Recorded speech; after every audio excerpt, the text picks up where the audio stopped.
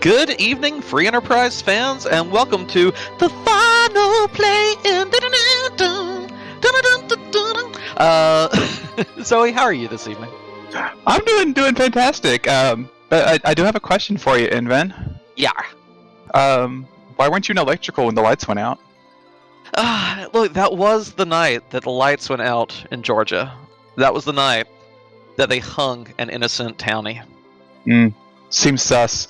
But anyway, welcome everybody to the play-in 2 for Magma. So this is, as Inven so amazingly sung, the final play-in for the first stages of Highway to the Threemus Zone. We have 13 runners, I believe, of which 3 will advance to the table stage, and then the stakes ramp up, as does the difficulty of the seeds. So yeah, and not only do we have 3 players, so we have 3 players advancing, 13 racing, a partridge in a pear tree, but I'm very excited to be with you here on the Free Enterprise channel, because we have a notable racer here who was also in that first Magma play-in. You want to recap what happened with Magma 1? Yeah, absolutely. So Magma 1 was last week, and there were 5 racers fighting for 4 spots. Zilch, Zyrak, Infinius, and I can't remember the last one off the top of my head. All advanced, and Starman Random, Penguinator, and then Starman Random was the odd person out, and has been brought into the play-in 2. So this is his second chance to advance to the table, and let's see if he can capitalize on it. Yeah, and we do have an edge start, which may help. The determining factor was such a close finish in that first match, and well, not close. Like, it was very narrow between 4th and 5th, the final options, and we did lose a little bit of time because of a rude wyvern early on, causing some wipes in Antlion Cave. We'll see how this seed goes, but with an edge start, things are going to be super speedy. But good news for chat, we do have Complete Cave Magnus as one of our 4 objectives. We only have to do 3, of course. Y'all seen these matches already. So we got the Forge, Complete Cave Magnus, Destroy the Super Cannon, and the Leviathan spot. How do you like these objectives? As a runner, I actually don't mind these. Looks to be a pretty medium-length seed. As a viewer, I definitely love these objectives. Always a chance to see music here, unless it's locked away somewhere on the moon. We're likely to hear some awesome tunes. But more importantly, at least from a viewer standpoint, we're not going to see a repeat of last night, where we had a 0-second go mode, and the race was over in an hour. So hopefully we get a bit of a longer one here, and get as much entertainment out of this this group stage as we absolutely can. Yep. And while we're waiting for our runners to take off, huge shout out to our background restreamers here. We do have Leggy Starscream handling the restream, and then we have Chazman and Zyrak handling the tracking. 4 screens is a lot to keep up with, so we're going to do our best, chat. If we miss anything, call it out. And yeah, ought to be exciting. 13 racers vying for 3 spots. How gambly do you think people are going to get here, Zoe? With 3 spots available, I think we'll see some gambles, maybe even some gambles early on, because you can always try and recover some time. But if you luck into something really early that you don't think 10 out of the other 13 are going to find, you're going to feel pretty comfortable. Because we do have 13 runners, we are spread across 3 restream channels, and then there is 1 odd person out. So if you are watching one of the other restreams, I hope you enjoy. I would just ask that you keep the spoilers in the chat to a minimum for people that are only able to watch this restream. And we see either a leg or 1/4 of a leg, that's the Rubicante sprite, giving our Edge and Yang a hook. Oh, so we've mentioned time and time again how great the item shop is in Cave Eblin here on S Standard. Gonna have 2 of those tier 5 items. How early do you think you are peaking the boss, the path, for both the character and to know just what you have to deal with to get through there? After I do a couple character checks, if I'm not finding who I'm looking for, I'd probably start to prioritize checking that hook character. If I haven't found a Magma key after doing like Antlion and Fabul, I would definitely consider it. But more importantly, this is an Edge and a Yang, and what looks like it could be a hook seed, and you know that I love that particular combination. So, yep. And we do see immediate divergence. Gambit and Starman both go into Watery Pass, gonna get their loot on, gonna see who the freebie character is. Trek says, I've got an edge. I'm going to Antlion Cave. No troubles here. Stupid Sexy Flanders, meanwhile, gets another ninja and the Quack Kid for the freebies in Mysidia. Very strong team out the gate here for Sexy Flanders. Yeah, an Edge and a Palom in this group stage is all, in my opinion, all you really need to get through any of your objectives, because you can steal Sirens, you can get that Palom to Quake relatively quickly, and it's definitely pretty easy going from there, especially with these objectives. But it looks like we've got Starman leaving the Watery Pass after doing some looting, while Poydrak is doing some more. Finds a full moon, which will enable him to back row the edge he has, and that second edge if he pulls it from Mysidia. Yeah, a little. Can't be too excited for Poydrak there. This Antlion little loot, like the main chests on that path, are likely to be looted, unless you're in super insta-go mode, like we did see last night. This seed, it looks like it will be a little slower going for everyone, so we may see a little more diligence in our looting. Yeah, and Stupid Sexy Flanders here with 2 edges in the party says, Baron in, I got this. Goes in, I didn't quite see who the character was, but finds Dr. Luge here, while Poydrak shows us that we have Mylon Z at the Antlion spot. Ooh, that full moon coming in even handier here. Mylon Z, whatever you want to call him, floating enemy to make it immune to Quake. That means you're throwing weapons, your arrows do bonus damage, and that's a spoon. You think you're taking an Eddy here, or are you just going to plan to fling that at whoever's blocking your hook route? With 2 edges and a Palom, I would just be flinging that on a particularly troublesome boss. We have an Odin here in the Baron 2 spot. Very slow. This is not going to be too much of a threat. Putting out 500 damage from each edge. Only has about 4,000 HP. Should be over pretty quickly.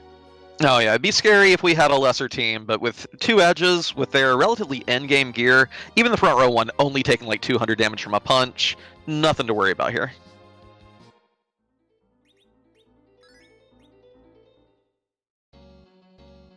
Very excited to see this reward that Flanders is about to get. Sid's not too exciting when you have 2 edges, but an Earth Crystal is very nice. Party Rock is in the inn tonight. Track seeing Asura and Rosa facing off, facing off, I should say, on Hobbs. I don't think Poydrak not going for the double Starveil here. Gonna do some lifelock strats. I like it. Save those expensive Starveils. You only need to do 1250 here, and Edge and this team can definitely dish that out. Yeah. This shouldn't be too difficult. Lifelocking, very very good strategy, and your Edge is not really at risk of dying, and you'll kill Asura before she can do so. Stupid Sexy Flanders showing us that we have orbs over in the Mist Cave, hunting for D-Mist, and find something that is a nice find, so you don't run into that in a particularly long location. Absolutely. We've knocked off the Mist Cave and the Waterfall Cave. Neither of those blocking our progress. Always going to be diligent there. You don't want to be the one person who forgets it. Yeah. But and I don't know if our production staff has the sound bit queued up. They absolutely do. So we are time to play everyone's favorite game, which is, I'm going to wait for the sound cue to say it so I don't have to say it.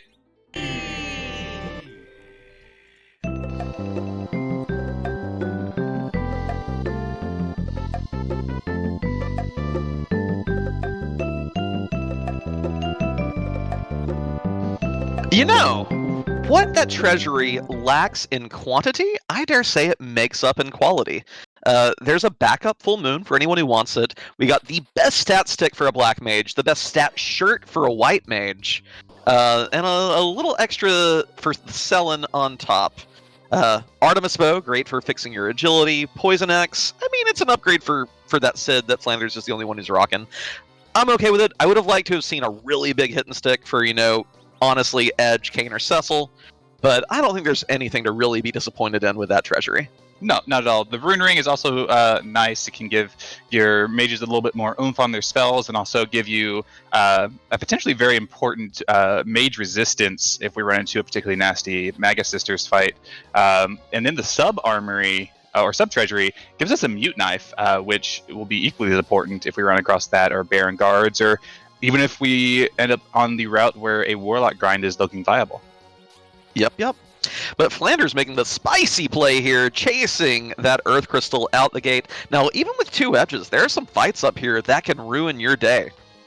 But if he can break through here, gonna have a nice edge on... Well, you already have 2 Yeah. Gonna have an XP advantage over the opponents, and also have access to exit on all 2 of these roses we've seen. Yeah, and we get a tower key from the full defense in Poydrak, so my favorite play is off the board, no keyless tower, and with that pun from Inven, I almost thought I was in the booth with Baka, so... I didn't mean to make it, that's why I did the fake laugh, like I groaned for you, chat. I preemptively groaned, I'm with you. But, so yeah, Stupid Sexy Flanders up here, doing this really early Zot check, it ties into exactly what you say, how gambly our runner's going to be, and looks like SSF is starting off saying, I'm going to be really gambly. This is a check. Doing Baron in before Antlion or Fabul, that's already a gamble. And then following it here, finding a Valvalis, so knowing that this is not going to be the logical path underground, but you already have a hook, so this could still lead to a Magma key. Yeah, but we also don't have a Cane. It's time to go to the charts. Does this Valvalis punish this play? There's a spreadsheet for that. Let's find out. This is the Maga Sisters spot, right? Yes, and then for people that don't know, the second subtitle for this randomizer is there's a spreadsheet for that. So this spot, when spinning, gets magic defense of 254, so you can hit, but you will not be doing meaningful damage without really hefty spells, which we don't have. And the physical defense is kind of nasty as well. Gets 4 physical evade multipliers here. Even these edges aren't breaking through a lot. And that's also, what, like 9,000 HP to chew through? 8 to 9,000 here? Yeah, quite a bit. SSF may be regretting this pathing at this point.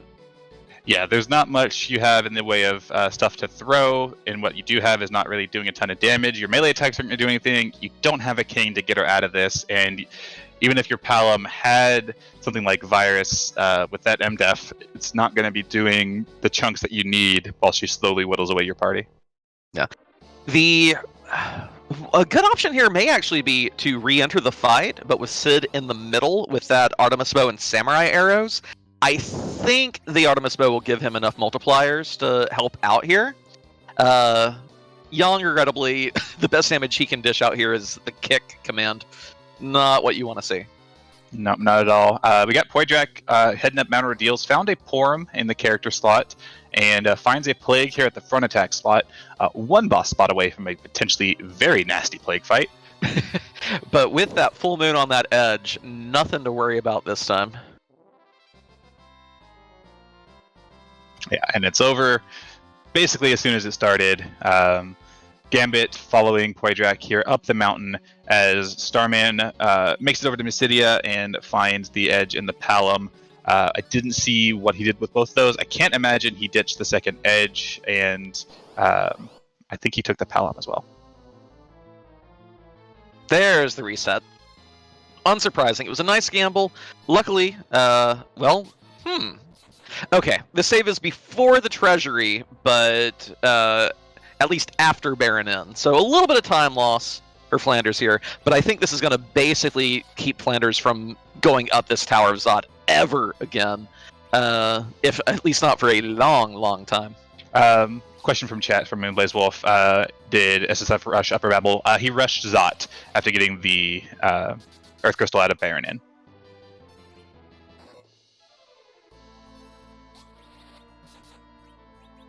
We have the kick around the world. One of the few fights that could have stymied Flanders' team up there, and it definitely hurt a little bit. Funny thing is that maybe after finding a Rosa, you do come back. The aim command will overwhelm all those evade multipliers of Valvalis's. throw on that Artemis bow and samurai arrows, and Rosa will actually be doing your good DPS there.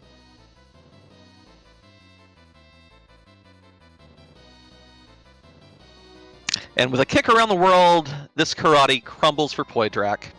Who knows how long he's left you.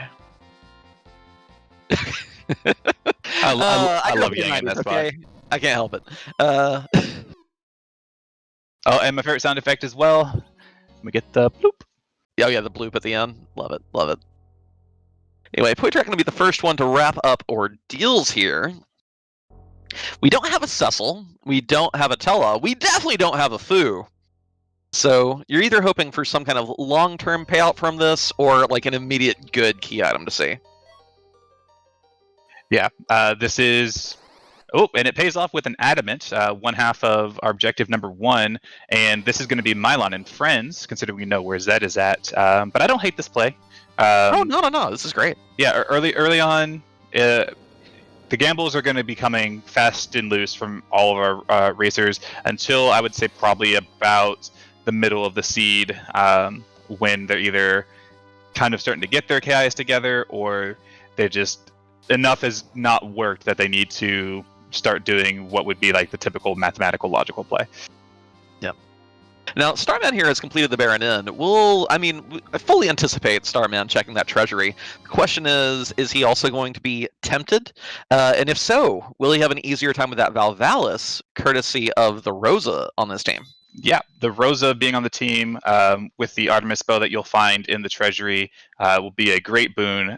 Aim, as long as you're not in the middle slot, will set your accuracy to 255, completely getting around those pesky multipliers from Valvalis, and won't be like the best damage in the world, but it'll be more consistent than what Stupid Sexy Flanders was able to pull off with his party.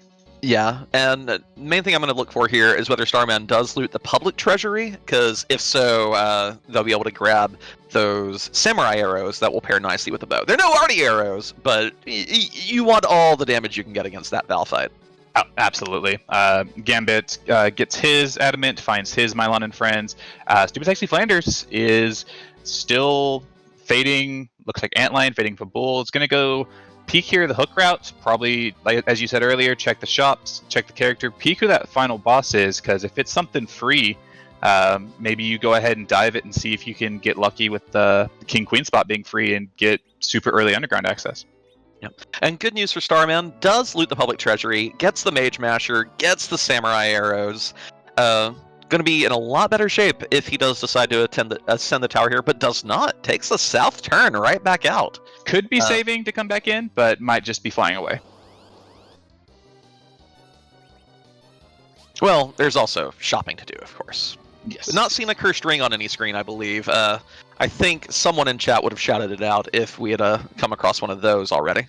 Yeah, and another Stardust Rod found in the very first chest in Cave Eblin. We only have the one Black Mage that can utilize it, but even if you don't run across another one, sell that, get some change that can fund some Sirens or some Hourglasses or what have you. Hourglass 2s and Bacchus 1s. If you're only going to have 2 items in your shop, that's a pretty good 2 to be selling. Yeah, that is huge.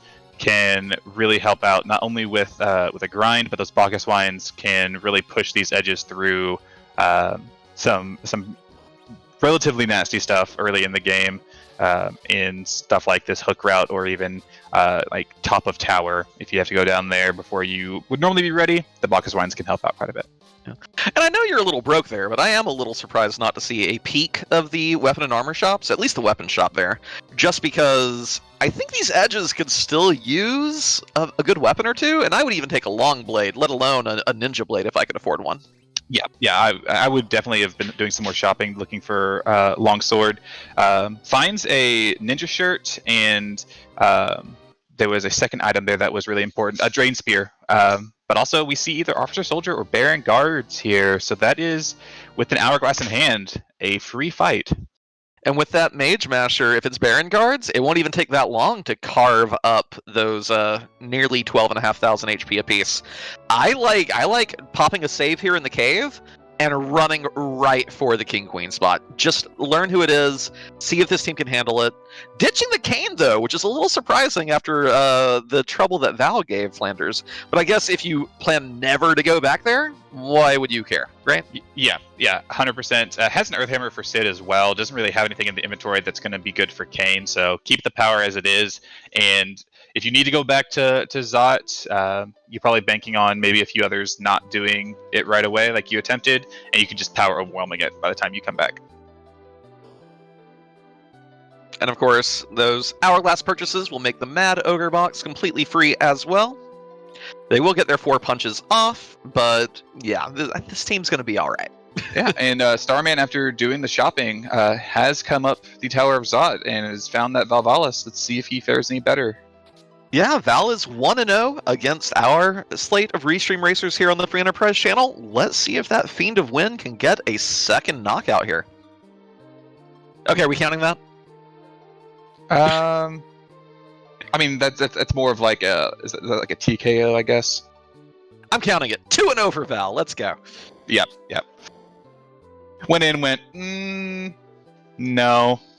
No, I will say, though, that is actually really smart play by Starman here. That's one thing that you will see, I say, separate a lot of like mid-tier racers and top-tier racers. There is knowing whether or not you can get through the fight at all, and there's knowing whether or not you can get through the fight in a reasonable fashion. And right there, the faster the reset, the quicker you made that calculation and this is a losing battle. Whether it's losing the fight or losing a ton of time, I don't need to be here. Yeah. Definitely looks at it, goes, probably, I can probably take this, but at what cost? It's going to take me multiple minutes for a single key item check and 2 characters that I probably don't even need at this point. Let's just go elsewhere.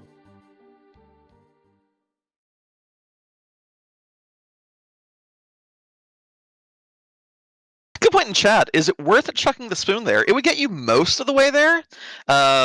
At these levels, it'll probably do around 6,500 damage or so.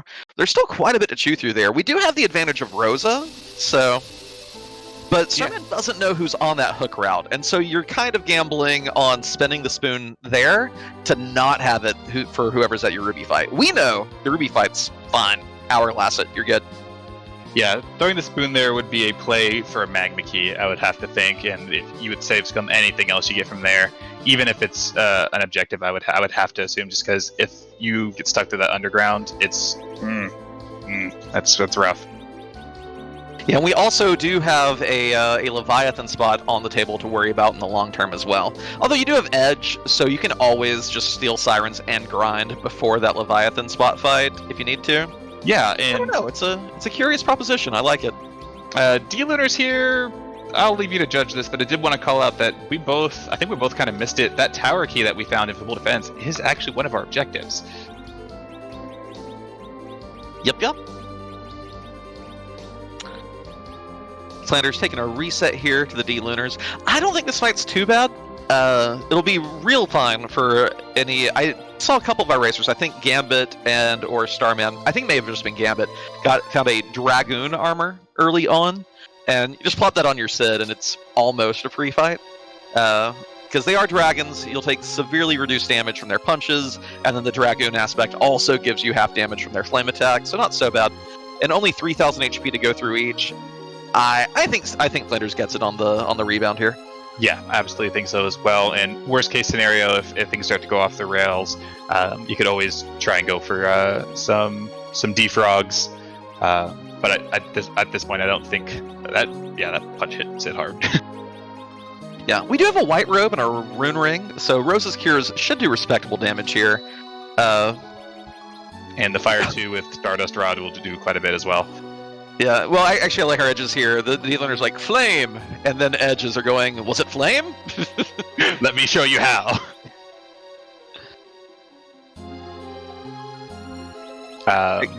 Just all the fire spells going off here. Like, we're getting like 5 fire spells in a row here. Voidride does see some ninja swords up here. I believe this is the Cave Evelyn shop. Sold the Artemis bow to fund one. Cash Claw! Get that Cat Claw out of here! No one needs that! Does he still have the Yang in his party? He does, so he might be hanging on to it. Yang doesn't need that either. That's money. Well, we have a very nicely outfitted Edge right there, at least. Alright, so we have Officer Soldier here. I actually, of the two options we had with that sprite, I like this one a bit more, because that leaves Baron guards for maybe a nastier location, where your Mute Knife is going to chew through them particularly quickly, and it might give you a bigger advantage, assuming the other runners don't check the free treasury. And this, take it out with the officer, you're good to go. Yeah. Now, I did see Flanders hovering over that Toad spell there. I'd love to see that cast as well. Shrinking them down to little froggy friends will increase your DPS with your other fighters even more as well, and guarantee that if the Hourglass does eventually wear off, the officer doesn't get to run away from you. Or initiate the attacks, which is something I didn't realize until watching you, in fact.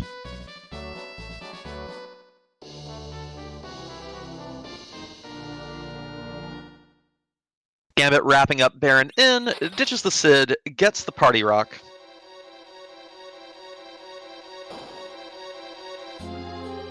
Starman's wrapped up Ordeals. I believe most of our racers now have full cleared the overworld, excluding that Tower of Zod, and I don't think everyone who's... Okay, Gambit doesn't know what awaits, but Poitrak was the only one who said, nope, Zod's too long, I'm good. Yeah. And for what it's worth, you do have the tower key. You do have access to Leviathan spot, albeit slowly. You have half your forge. I really do like the full fade of Zot here. I really do. Yeah, you have go mode, almost go mode in hand if you can just find a legend sword or a harp. Zot being one key item, unless it's something that locks both of them, like say a pan, it's very unlikely it's going to hold any value. Going to clear up a few questions from here in chat. Yes, this Officer Soldier is at the Ruby spot, and we have 13 racers aiming for 3 spots across 3 channels, plus 1 who is not currently being restreamed. Yeah. Scala and Captain Nuhu did amazing work for us to be able to get 4 racers on a screen and still give y'all your objective knowledge, rework the tracker to make sure everything's extra visible, even if it's a little smaller. So huge shout-outs to both of them. Fitting a 5th person on here, I don't think any one of us would enjoy that. So huge shout-out to our 13th racer. If you are doing your multi-streams, make sure you get Peasants OMFG up there as well. Heck of a racer, and at least you'll have one that's the full screen instead of even slightly squished, right? Right. Yeah. And remember that OMFG stands for On Mars Fighting Geese. That's the easiest way to remember that. And while I was making that bad joke, Stupid Sexy Flanders is through this Officer Soldier fight and will be our first runner on this restream with underground access. Yeah, but at what cost? At what cost does not have that tower key that so many other racers have? We'll probably get it fairly quickly. I anticipate we'll see a very quick Fame Art check into a Sheila 1 Fabul combined thing. But this is a huge gamble. What if there was a Magma key at Antline? What if there was a Magma key at Ordeals? This looks like a really great underground time, but has definitely lost some time to get it, both in that Val fight, and lost some options and knowledge to get it. Yeah, who was that at the top of tower? It was only on the screen for a frame. I thought it looked like either Painman or Demist, and chat is saying Painman. Yeah. Which this team should not have a problem with, which is really bad for Flanders, because if he goes there now, he's forcing himself to do a double dip of the tower, basically. Yeah, let's hope that he's routing in a dip into Fabul here pretty quickly after maybe checking the Famer's chest, looking for a pan, checking some of these shops. But I think the tower key being at Fabul is better than it being at Antline for Stupid Sexy Flanders right now, just because you will naturally want to do that check when you go up for your Sheila 1. Absolutely.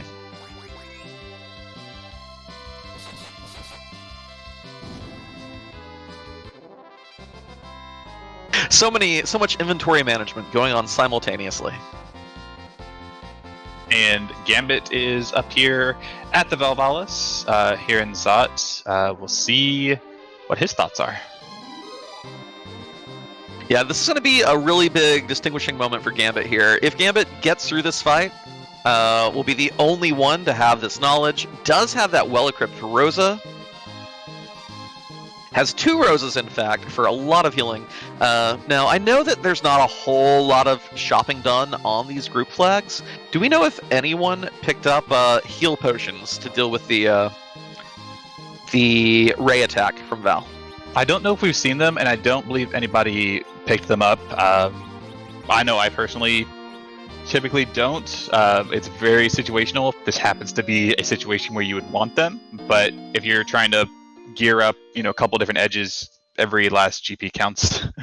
Yeah. Here, like, Gambit is honestly in really great shape here. That top Rosa doing about 400 to 500 damage an arrow. The team's going real fast, burning through these HP. It's going to be a little bit of a battle of attrition, but I think Gambit's going to win this fight. I think he is, and I think one thing that's going to help him a lot is before she went in tornado form, he got a slow cast off from one of these Rosas, and SSF finds a Darkness Crystal here in the Feymarch chest. That is a path to Z and unlocks 6 more possible KI spots. 7, technically, with Ribbon Room. Doing a little save point drift, saving that one step. But I believe we're also going to peek, our first peek, at who this number 4 objective is. Come on, Baigan. Oh, how did you call it? Yes! Hacking. That's super sus, Inven. That's super sus. I know for chat my voice came through after you all saw it, but Zoe can confirm here in the booth that it had not yet appeared for us when it was said. That is a beautiful place for Baigan. Super high physical attack, super fast, has 3 body parts all hitting you, and it'll take you a few levels to get to where your Quack Kid can kill those arms in a single cast. No one's happy to see that fight, except for us. I'm gonna have to call an emergency meeting on that one. Like, that was just unfair. I mean, I just realized this. Wait, who's the best one it could be? Who's the best one it could be? I guess Ogo would have been a little rude there too, but honestly, the 3 body parts all punching, it's so nasty. He's said, nope, not gonna deal with that right now, which is absolutely the right call, but is betraying the people. Went to Tamra, checked the item shop, did not check the Job Dwarf.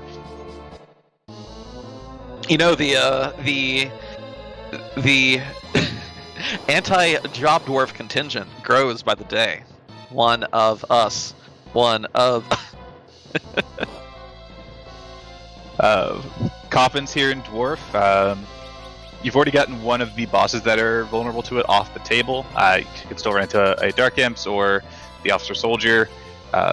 Picking up a few of them, definitely not bad. Could also kickstart a egg grind if you don't have the gear in order to one-shot them. I like that. And finds an Aegis Shield. Not really useful for anyone in party, but could be sold. Yep. And that means that the last chance for buying Sirens is the Hummingway shop on the moon. We do have access to every shop in the game except for the Baron Weapon and Armor shop now. And this is what I was worried about. Flanders saw that Pain Man and is about to be painting himself into a little bit of a corner. I think he could be stealing some Sirens here to get Warp onto his Palom, but no. Okay, good. That's good. Don't go all the way up the tower, Flanders, please. We do see it's a vanilla Golbez at the Golbez spot, courtesy of Gambit's foray here into the tower. Arcane, and not quite a vanilla Rosa, but it is a white mage at least, so with the Valvalis coming just outside the door, there's a lot of different flavors of vanilla happening here right now. Oh, okay, good. Flanders is stealing them. I understand not going to the moon to check for them, because, 1, they may not even be there. 2, you're broke! Just go get the freebies, right? Even if it takes you a few seconds. Yeah, and I like this because if you're underground, you steal these up, you go pop a couple with those coffins that you bought, and then your Palom has Warp.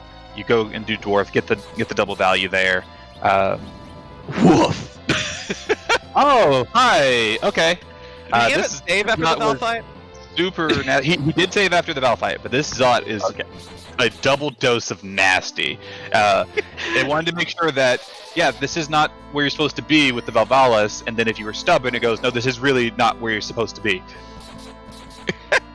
Yeah, just the fact that, these are both bosses that cannot gate your only way underground as long as you have the Be Unsafe flag on, which we do. Be Unsafe is on for the entire tournament.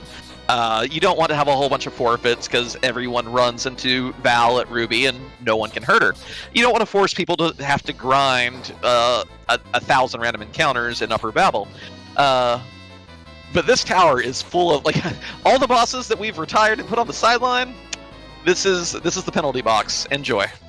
Yeah, and like the unfortunate thing is we already have the hook in hand, so Gambit can't even use that game knowledge of knowing Val and Wyvern can't block underground access to know that this isn't going to be a Magma Key, because it still very well could be a Magma Key here.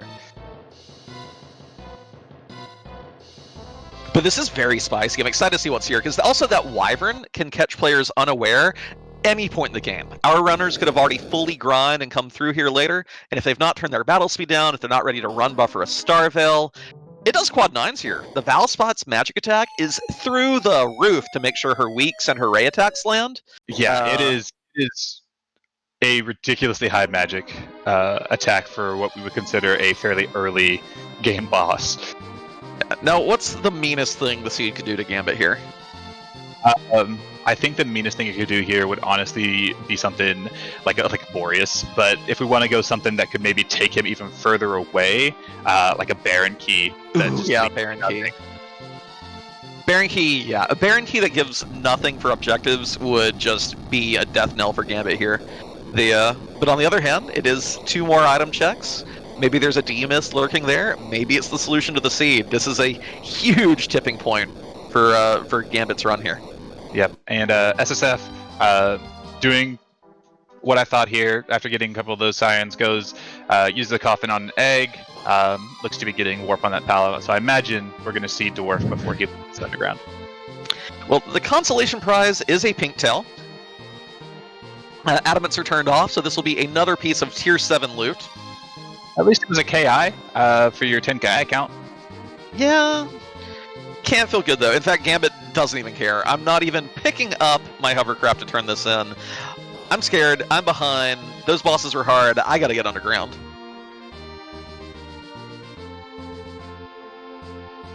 And we do see the Toad stress that you mentioned from Starman down here, hitting all of the Officer Soldier, increasing his DPS, as well as basically keeping them from hurting him in any tangible fashion. Yep.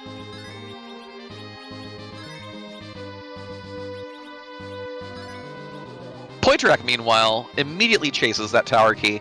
It is a required objective, no reason not to. Knows Painman's up here.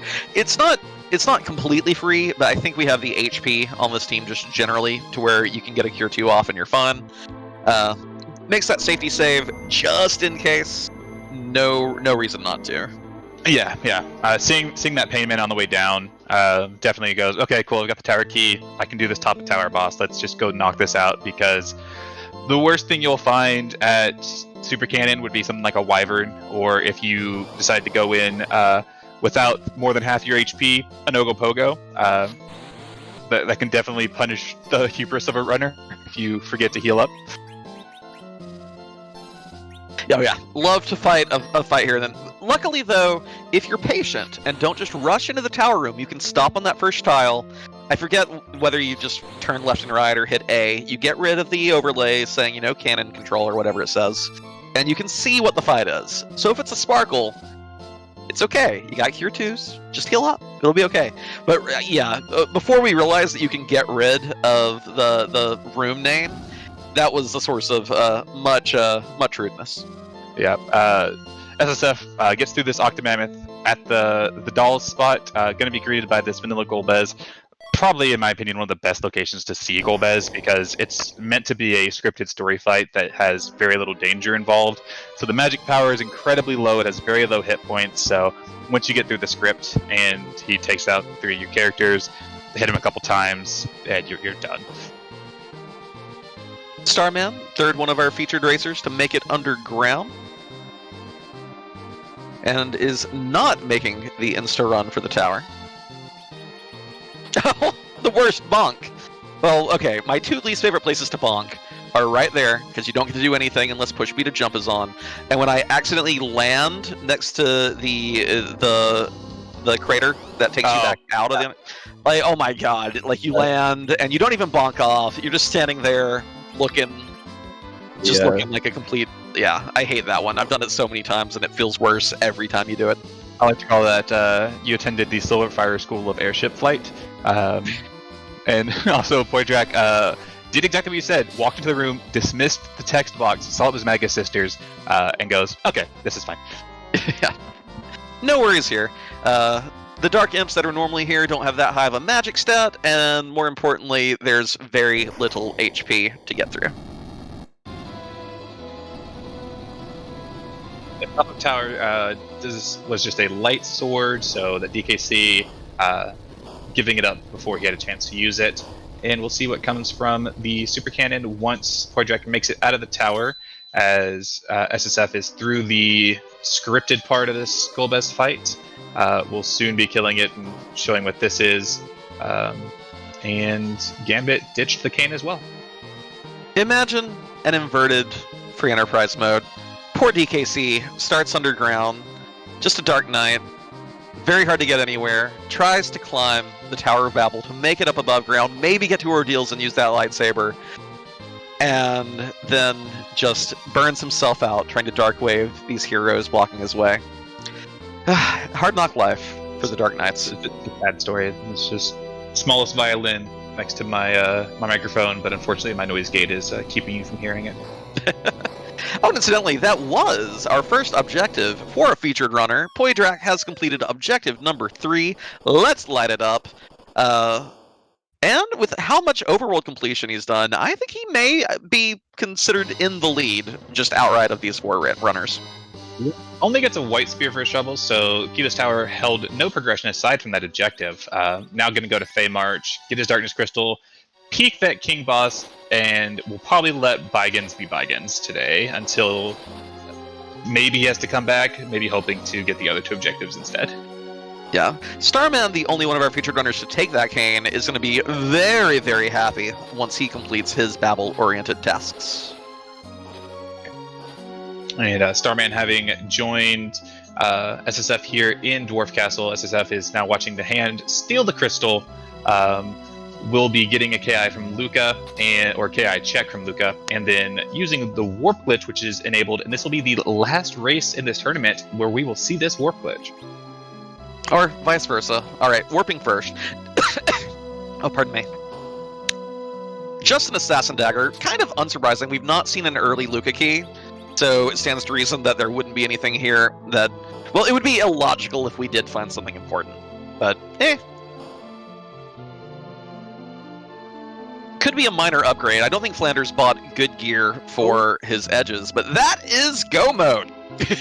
Yep, we have Go Mode, assuming you want to get through that Baigan. I personally would check the harp before even thinking about the Baigan, maybe hope for the Legend Sword instead. I have to correct myself. Doesn't know he's in Go Mode because... Yeah, he's not been to Fabul, so, and he didn't go through Sylph Cave either, did he? No, he did not, so we are in no mode. But I'm curious if he's just going to go straight for this harp and then maybe consider doing his freebies in the form of Sheila 1 and effectively Fabul at this point. Yeah, putting those off will just be kind of putting the timer. It's going to be really great for Starman here once he's through. And we may be seeing a good shot at redemption from that first Magma play-in race. I'm excited here. Yep.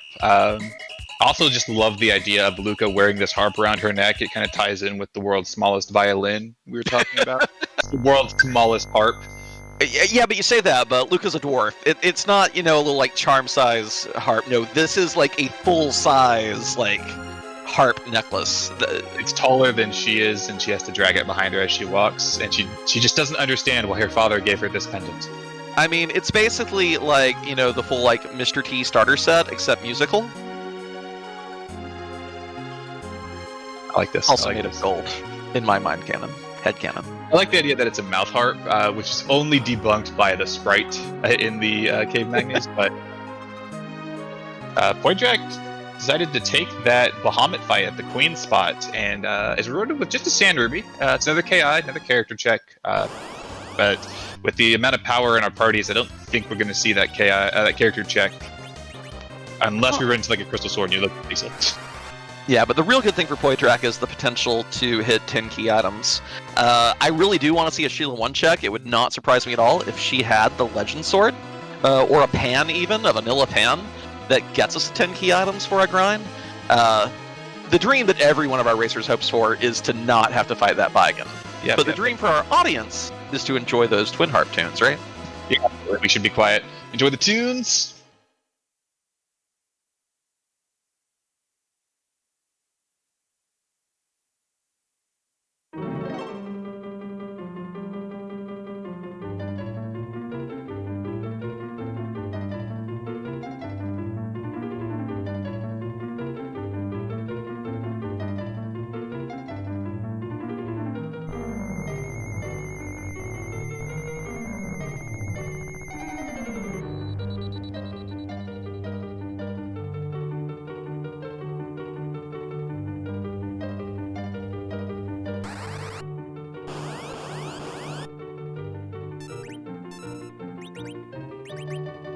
I hope you really like Final Fantasy 1 music.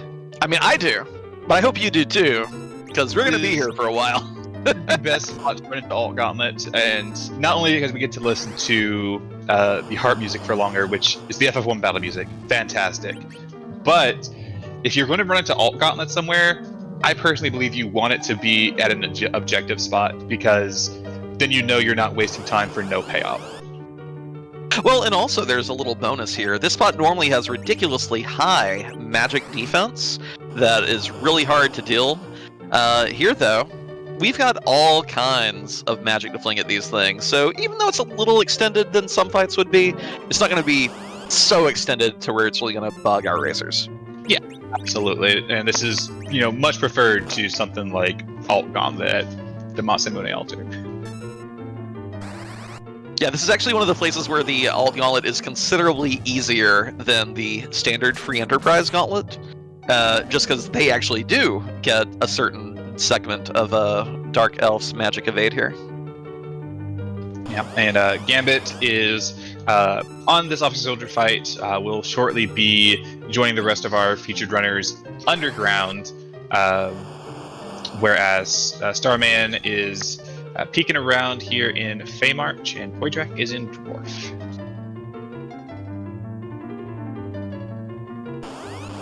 I like to imagine the Crystal Chamber is actually just like the monster's bedroom, and then you start playing the Twin Harp, and they're all like, "Why do you wake us up? You're trying to sleep, gosh." So rude, like.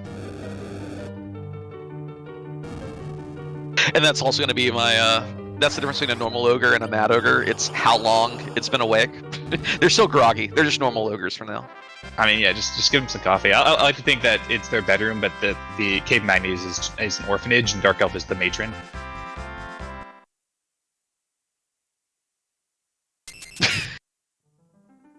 Okay, maybe it's the dance hall. Yeah, Scala's correcting me.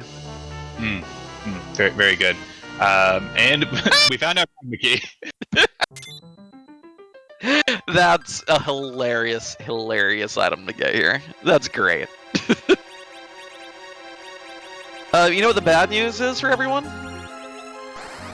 You see, well, that's gone. No, it's, I memean, for our racers, most of our racers noped out a Zot. We don't have a Tesla, we don't have a Tela, we don't have a Forum. We're hoofing it. Find any exits in shops, I believe.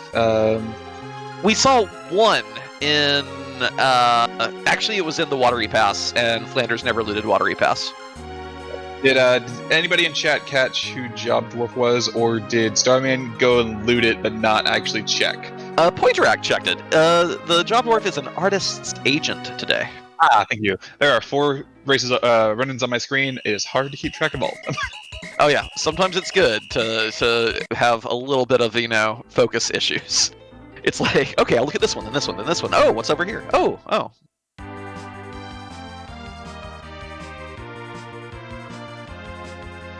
So Gambit, last one to make it underground, but we'll make up a little bit of time on everyone else. Does have exit on the Rosa, so when the Gambit does go do Twin Harp, won't have to hoof it out. Seth looks like going to clean up some of these overworld checks, finally going to Antlion. I believe this was the Spoon.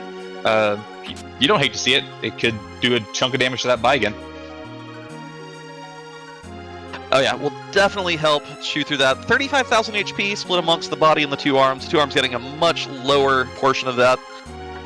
Honestly though, I kind of feel a little better for everyone who has the double Rosa setup going on. Having two sources of blink for that fight. I mean, we did see illusions for Cell as well, but that'll definitely help you get going there. Get your front row fighters zerked up, have your two Roses maintain blink on everyone, have Palom bluff up Quake until it will wipe out the arms every time they respawn, and the fight won't actually be that bad. Yeah, I just noticed something very interesting. Gambit is the only runner to have completed Zot. Also, I believe the only runner, or one of the only runners that has any exits in his inventory. He has 3. You know, when it rains, it pours. Still, no one checking Sheila 1. It'll be interesting if on another one of the streams, if we have like a really early finish, just because someone checks their freebies, they get the Legend Sword, and then they just go do a low-level Zeroma strat. It's in the cards. Yep, there's still that freebie on the table, but aside from that freebie, we've basically seen everything except for that Baigen and the Moon bosses, I believe. Flanders here getting the grind on, still missing that tower key. Did Antlion, did not do Fabul. Maybe came back down to do a bit more grinding. Might be having eyes on that Baigen a bit earlier, and then maybe chain that into the Sheila 1 and Fabul double check. But it won't be a discount, because you want that tower key. Yeah.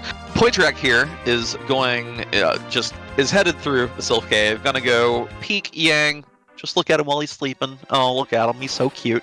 And then get up to Fabul and finally give us that freebie check. A Legend Sword here would be extremely powerful. A pan that gives more key items, extremely powerful, because I don't think Poitrak's really spent a lot of time grinding yet. He got a lot of XP for his Palom just by doing the full Tower of Babel first.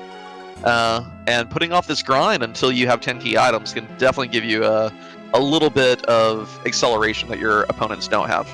Yeah, and Flanders has also faded Ordeal, so doesn't even have the Adamant Rock in the inventory, so probably isn't even thinking of looking for the Legend Sword right now, because he knows that he, if he can find, well, he doesn't have the tower key. I keep forgetting he's forgotten Fabul, so he's still 1 key item away from Go mode, or 2 in the case of Adamant Legend Sword, so disregard everything I just said.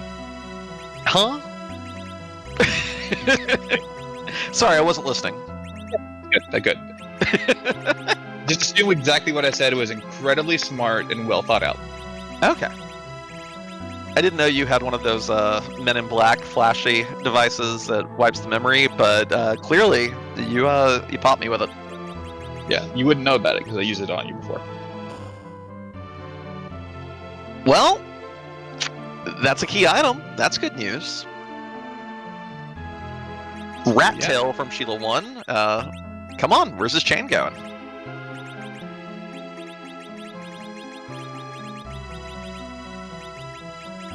Rat Tail into Baron Key could potentially be a pretty nasty rabbit hole. I think I'd say probably one of the worst things for Poitrak here would be if that Legend Sword is behind the Baigen at the Leviathan spot. Well, I can't see Poitrak chasing it. I think if Poitrak hits, and Poitrak will hit 10 key items after doing Twin Harp. Like, if this isn't it, then no, we're going to end up fighting Baigen, but we're going to do a nice, good grind first. And speaking of which, stupid sexy Flanders here, off to the races. Baigen goes, excuse you, 1 white mage limit, get out of here. Playing Flux and has the 1 white mage rule card down.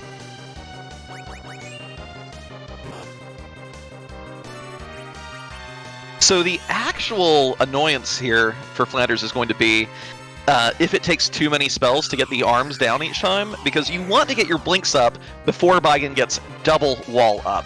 The second wall bounces back, locks you trying to blink your own teammate, and if you have a blink queued up, well, you just blinked Baigen's body. It can be very obnoxious very quickly. Luckily, that Stardust Rod and other accoutrements is making that Quake do really good work.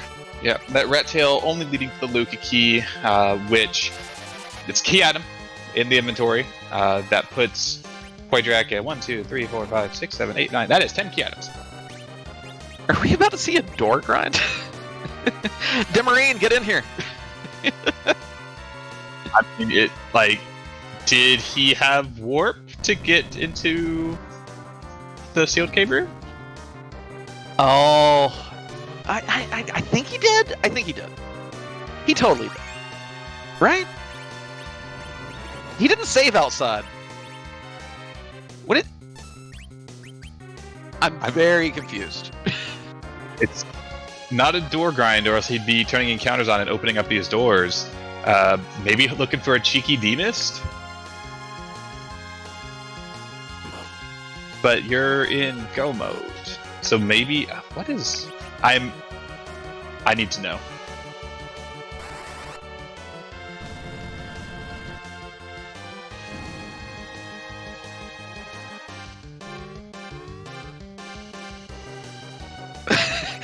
The announcer's booth is... We're both here just staring intently at Poydrak's corner of the screen, just dumbfounded, I can tell. We're like, huh? Huh? Yeah, like, okay, is he just gonna go peek the boss and then reset? What is happening? Meanwhile, Starman is doing some egg grinds. SSF seems to have gotten this fight slightly more stabilized, I say, and then his edge dies. And Gambit is stealing some sirens, just to get everyone caught up around the screen. Chat pointing out that it may be a misread. I know that even though they're not necessarily similar in terms of naming, I have conflated Cave Magnus and Sealed Cave before just because of similar layout and structure. Absolutely. If you haven't looked at the objectives at the beginning, Adrenaline's running hot. This is your last chance to move to table. Well, confirmed, did not have warp the first time. Not have warp. Okay, so yeah. Otherwise, we would have seen the boss activate right when he crossed the bridge. Is probably going to peek it for that D-Mist and then maybe just reset out, I imagine, unless it is D-Mist. But Flanders actually doing a... well... Well, free experience, I think you might take this here. I mean, if you intend to grind doors, then definitely. You're going to take the nice XP bats from here and then fight doors on the way out. Flanders, by the way, seems to be holding up fairly well with this Baigen fight. A while, but it's an objective, and they can get through it, and then maybe decides to prioritize checking for Bull. We could see this kind of swing back into his favor. Yeah. The big thing here is definitely we do not need to see Wall hit Palom. If Wall hits Palom, then the entire operation falls apart pretty quickly. But very nicely done. Did not overgrind beforehand, still has room to hit 10 key items before his final grind if he chooses. Then more importantly, first one of our racers to light up Objective 4. A life staff. Well, you like that for your Z fight, but now we know that this Baigen was not hard required. Yeah, stack that in a white shirt on one of your roses, plus 30 to your white magic stat. You don't even really need Cure 4 then, but you probably want to grind that high anyway, or else you're not likely to survive. I would just that insane boost to her MDef and evade, but yeah, everyone else probably needs a bit more healing if you're only going Cure 3. Yeah, but now Poitrak, you didn't see an objective completion pop up. Yeah, and you're not grinding these. I'm very curious about what happened there. I wonder if it was just confusion, but then you just decided to roll with the punches, or. He came here knowing that there was no... He didn't have Warp Glitch. Saw the Assassin Dagger. Might even want that for an egg grind, just so you can get the one-shots. And then saw Water Hag went, well, this spot's a decent experience. Let's just walk it out. And yeah, chat, pointing out, Cure 1, Cure 2, and Cure 3 all have delay 1 on their cast time, which takes 2 ticks to go off. Cure 4 has 0 delay, which means it only takes 1 tick. Cure 3, not actually an appropriate substitute. It was more a figure of speech in terms of how well it will be healing. Very, very well. Yep. Flanders here going with this fight, again, doesn't know that the solution to all his problems just awaits him for Bull. The memes are taking their toll here. Starman, meanwhile, has just gone full Gaston, eaten a whole bunch of eggs, and I think is about to tear this Baigan apart. I once did the math on like how many eggs would need to be produced in order to maintain Gaston's diet, and it was otherworldly, and his cholesterol levels would be so beyond the realm of what is safe for a human.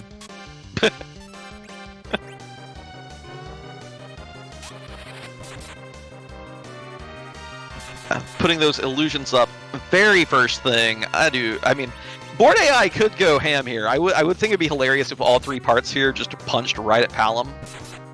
But I that would be, what, 1 in 75 chance of happening? I just 1 in 125, sorry. Yeah, I'm confused as to what you may find fun here.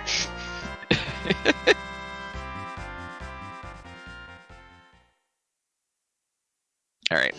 The Quack Kid is blinked. Time to take some arms down.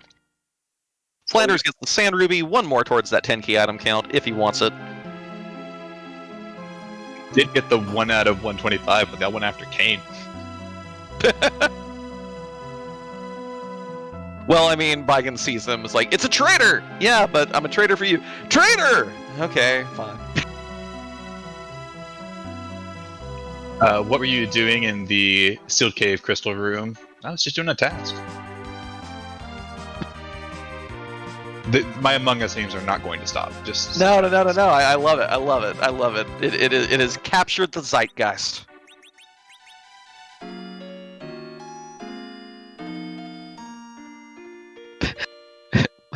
Free Enterprise commentary. We got puns. We got Among Us references. We've got phrases like capture the zeitgeist. What more could you ask for? I can ask for a quick shout out to our behind the scenes people while everyone's kind of retracing everyone's steps.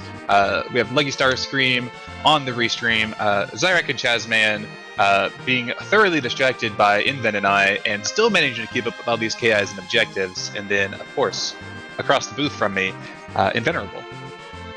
Hi.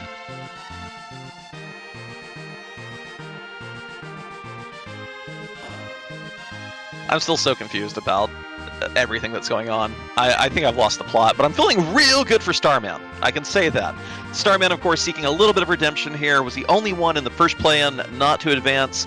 Had some rough luck early on, lost a bit of time to a rude early Wyvern, but right now is looking very likely to be the first one of our racers to hit go mode.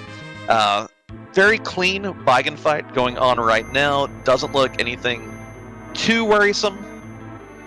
And then just has to go and play that funky music one more time for us. Stuff going in here into Keyless Tower. At this point, I have to wonder if it's a hard fade on Fabul or one of those cases where you intend to fade it early just because you wanted to do some gambles, and then your normal routing brain kicks in and you go, no, I've already done that, it's fine. And you just decide to not go back for it. I mean, in these big play-in matches, it's definitely viable if you think that, if you think there are more than, N out of 13 racers who are outright faster than me. I will go in with a game plan. I will choose to gamble this spot, this spot, and this spot, and never go to them. In which case, sure, fair enough. You don't. If you think that you're going to lose in a foot race, then go do the cross country. Go do the muddy buddy.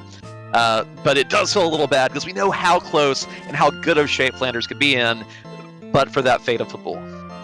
Widrak, coming up to the moon, gonna check the Hemingway shop. Are there sirens? There are indeed sirens up here. Would have saved some time, maybe, but definitely not saved any money. And chat pointing out, is it possible that he did maybe think it was Sealed Cave, realized it wasn't, and then maybe thinks it's instead Cave Bahamut? I have no clue. I cannot read this mind at this point. I'm going to have questions for Widrak. He's played very well. I'm just a little confused. Yeah. Starman, meanwhile, apparently wants to do a little more shopping. I think it's those ninja blades we saw in Fabul earlier. Yeah, grab some ninja blades here. Definitely going to be some real good DPS for you. Edward is chilling here on the moon. I think we're about to eject him, and he'll just fall slowly back to the blue planet.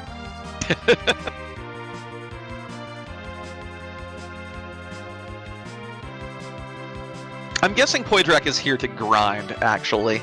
Does have 10 key items. We'll get a very speedy grind from walloping the Warlocks with anti-mage weaponry. Maybe this expeditious grind will give him a little bit of a comeback over that earlier confusion.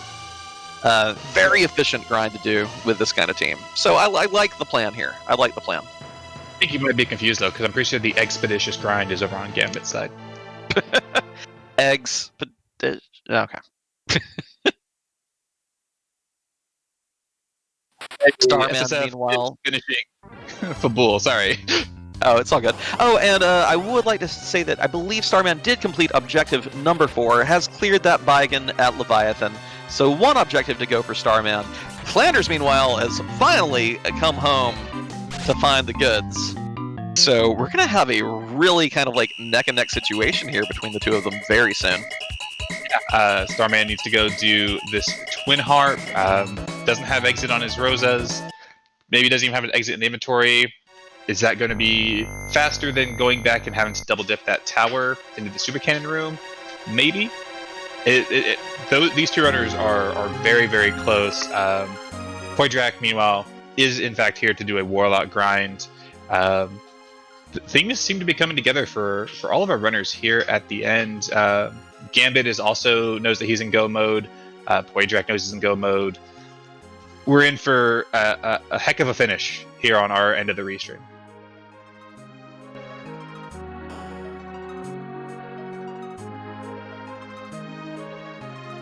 Let's see. Rattail gonna give Flanders 1, 2, 3, 4, 5, 6, 7, 8. Not quite there yet. Wait, 3, 6, 9. Okay, yeah. After Flanders does the tower key, Flanders will also be at 10 key items for the final grind. I think we're getting a reprise here on music soon. So before we go into this, I just shouted out our commentary team. I want to shout out these runners. They're putting on a great race. They've done amazing throughout this tournament, and it's very sad that only 3 out of 13 will advance to the table stage for us to continue watching. But if you'd like to watch them more, they have their own Twitch channels that were just linked in chat. Give them a follow. And they are racing, all year long. After I believe as soon as the preliminary, the first part of table stage ends up, we're going to get some community races going on again.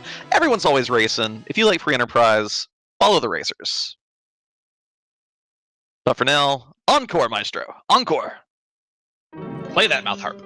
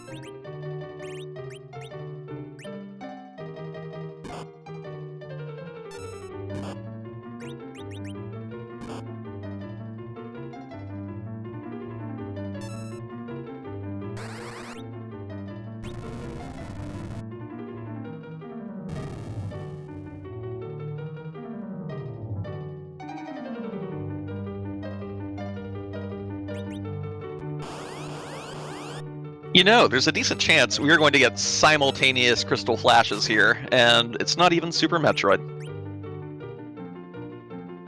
Nope. That is the completely wrong game, wrong randomizer, though I know you can. But yeah, it's very likely with SSF having to walk back down this tower while Starman finishes up these fights.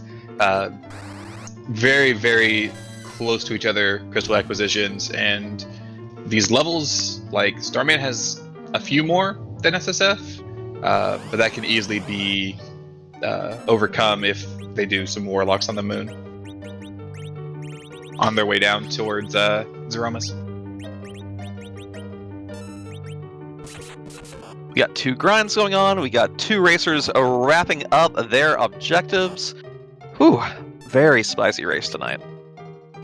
There goes the neighborhood. And with that, wait for it.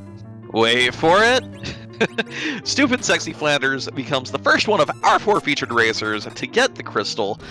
Not punished for those perpetual fades. Well, did finally go back to the bull. Probably feeling a little nervous now. Flanders made really great work of that Baigan fight, and having, put off the bull so long, maybe feeling a little worried. Yeah, you have to think that, okay, well, there was my go mode. It was at the bull the whole time. Other people, no doubt, did not fade this. How far back am I? Fortunately for him, he got to the other objectives pretty quickly. And this answers the question. I was wondering why he was looting on the way up the tower. It looks like he was looking for another trap chest to steal a few more sirens. He does not know there are sirens on the moon, so this play makes perfect sense since you're here anyway.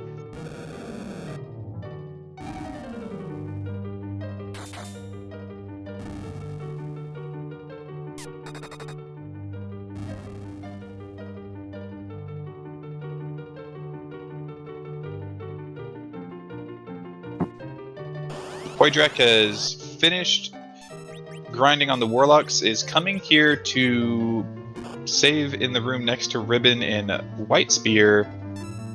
I wonder to what end.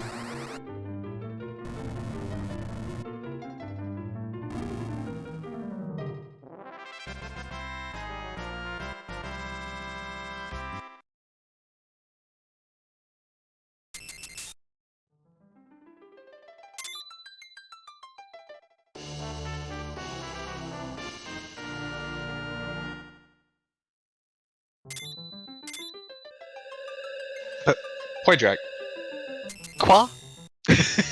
what is happening?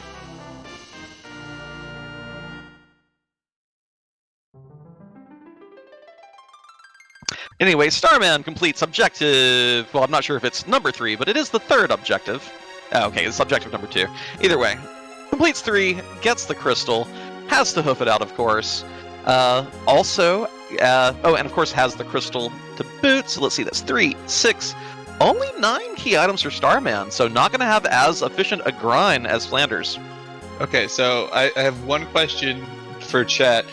Did me and Inven just completely stop looking at Poydrek's screen while he did the other 2 objectives, or my biggest thought here is that the adrenaline is that, okay, I'm in go mode, and you go and do your grind, and you're like, all right, cool, let's go kill Z. It may be like it is late there, and if you feel like you made enough early mistakes, this may just be a funny way to throw and let other people advance. It could be sincere confusion. Scrolling through here, not going to see a crystal anywhere, of course. I'm wondering if it's just, late hours overseas, maybe causing the confusion there. Imagine we're going to get a look at the track screen. He's going to look at his objectives here. And about to be real worried. Because Poydrek did kill the queen in the town of monsters, and he cleared cave, the sealed cave. So that it all makes sense now. Yeah, I think that just shows the confusion there. That was what he thought the objectives were, and when you're in race mode, maybe you're not paying attention to the pop-ups that say that you've completed objectives. That or even more likely, I think, is if he's using his own tracker, he may have marked them down incorrectly at the start, maybe misclicked them, and never bothered to double check.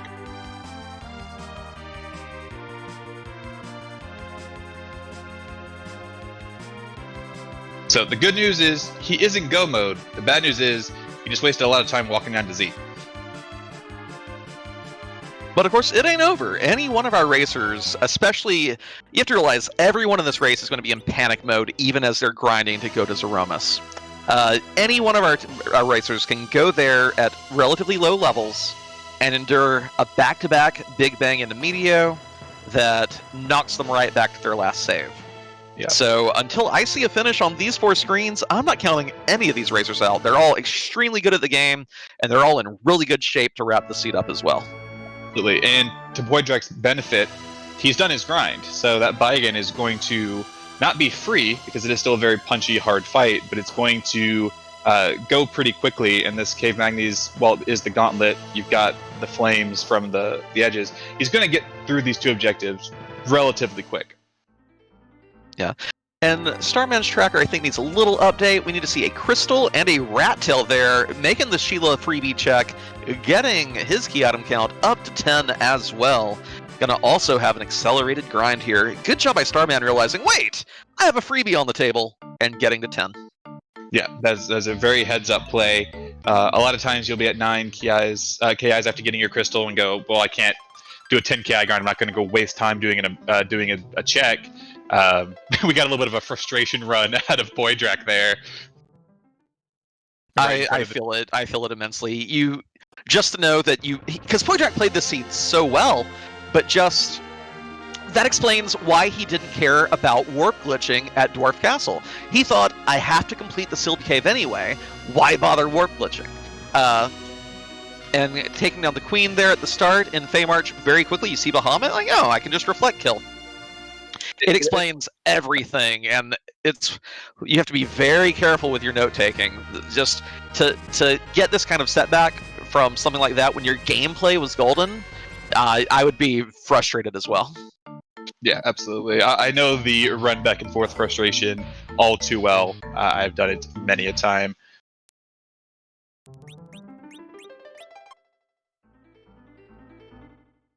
Starman, maybe, I'm not sure. He went to go peek the Mysidia characters, not realizing he had already picked them up.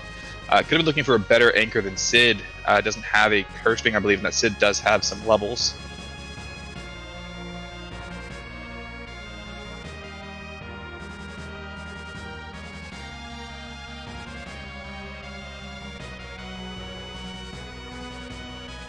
Gambit, meanwhile, clears Objective 4, gets that life staff for clearing Baigan. Starman is entering into the Lunar Subterrane, going to eject this eddy, go down. Very likely to see some Warlocks killed, and before long, we'll have our first look at this final butt of the group flags.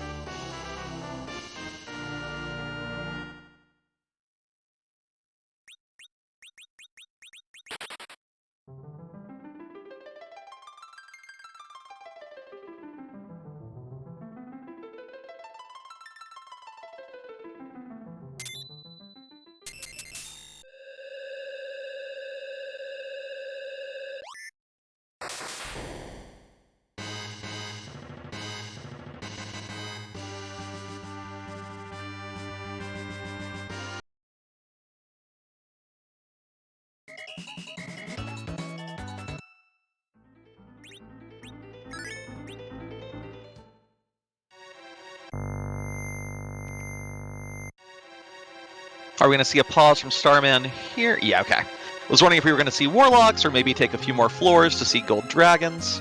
But still has... Well, where is it? There it is. There's that Mage Masher. Yeah.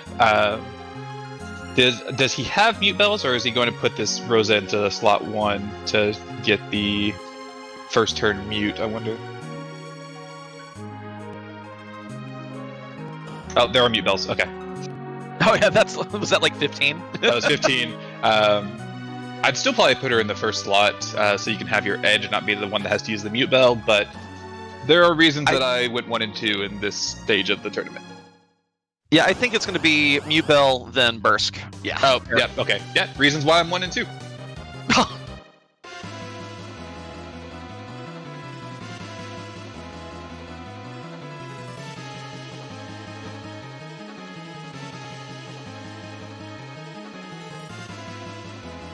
Poydrak finishing up that alt gauntlet, getting his Magma key and his objective number 2 right as Gambit is entering into the music. More FF1 battle theme, all floor runners doing it tonight. You'd love to see it.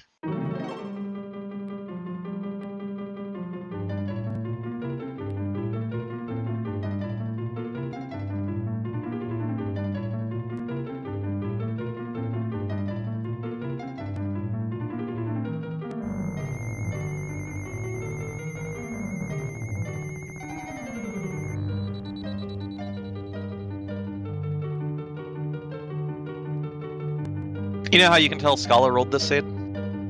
How's that? 4 for 4 on Twin Heart. Oh yeah, of course. Yeah, for those of you that don't know, Scala really wanted to rule the seat tonight, and so our runners are playing a Scala Kitty special. So all of our restreamers are free from the blame. So hashtag blame Scala, or actually hashtag thanks Scala for giving us a quadruple dose of music. With Alt Gauntlet, no less.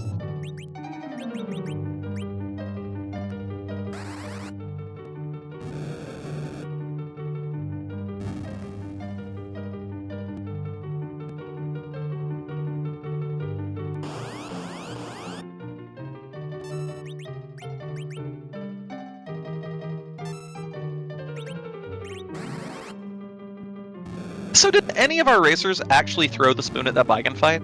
Or are they all still holding on to it? Because I think it'd be really funny to see someone like take an, even at like a level 5 Edward as their anchor here, and just let him get a few swings in with that spoon. You know? Yeah. I think they all still have it in their inventory, and so that would be very funny. What, level 5 Edward with the spoons, probably still going to do at least 1,200. Oh no, not that many. Well, if you Zerk him, maybe. Yeah. Let's calm down. Okay, at least 900. Honestly, I'd have to look at his attack multipliers. I mean, it's 255 a swing, but if he's cursed, he's not getting like more than 1 attack multiplier, right? But if he's not cursed, I guess maybe you get 2. Yeah. I was thinking not cursed. Anyway, it would still be funny. You're absolutely right. Yeah. I guess we can go look at his base stats. How's that? I mean, what else are we doing? We're grinding. We're rehashing objectives. Well, we got someone looks like they are diving down the lunar subterranean. That would be Stupid Sexy Flanders, who I think did just pick up that Edward. Base level strength is 6, agility is 9. I don't think you're getting to 900. I don't think you do it. Okay, yeah, that's fair. maybe 500 with a Zerg. Anyway, I'm really like I find immense pleasure in Flanders being the first one to be making this. Well, the first one to be making this hike with a crystal in hand. Just because we were so worried with that early routing, because we saw both the adamant on ordeals and the tower key at the bull, and Flanders said, "No, I don't want to go to the east third of the map." And did not leave it off for too long. Did make the point to check them before doing any kind of like lunar checks or anything. And accordingly, first one of our 4 featured runners here to be making the hike, but Starman is hot on his hills. Yeah, look at this neck and neck runs to the Zeromus fight. I love to see it. You love to see it. Yeah, I absolutely love to see it. Chat pointing out that both Starman and SSF did throw their spoons, so we won't be seeing those yeeted or even used as a cheeky bit of damage on Flanders' side. But yeah, Flanders taking time here in the inventory. Starman's going to catch up a bit. Going to be in that save room about the same time. We could see like nearly identical start times on these Z fights.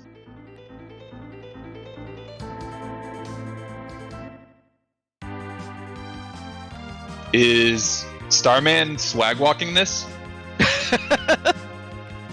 I would not be surprised. Starman does know he lost a little bit of time making that hike up to the Val fight. Of course, it's time that Sexy Flanders even spent, and spent a little longer at to boot. But if you want redemption, you don't like that you didn't advance in the first play-in, you're in a hurry, you've got the team, you've got the tools, you've got the talent. I don't think they're Ghostbusters, but they are about to do something very important. What's this team about to do, Zoe? Yeah, looking at these Z flags here in chat, like, I'd have to assume that they're rooting for me, but y'all, I'm not in this race. So I'm rooting for you. So the only thing that I can assume is that they're wanting me to ask, whose butts are we going to kick tonight? After minor party arrangement. Oh, this is actually real. Yes, you did buy the second ninja sword. There you go. Okay. There we go. Okay. Very nicely equipped team. That Kane getting the white lance, the double ninja blade edge. But side by side walks up to the blue spaghetti monster. And Right, but I think Starman has the advantage here.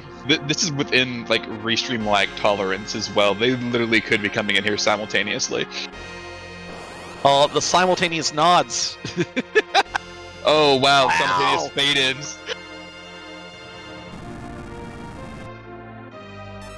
Like, the good news for both these runners is if they're some of our first runners in here, they could both still get a spot.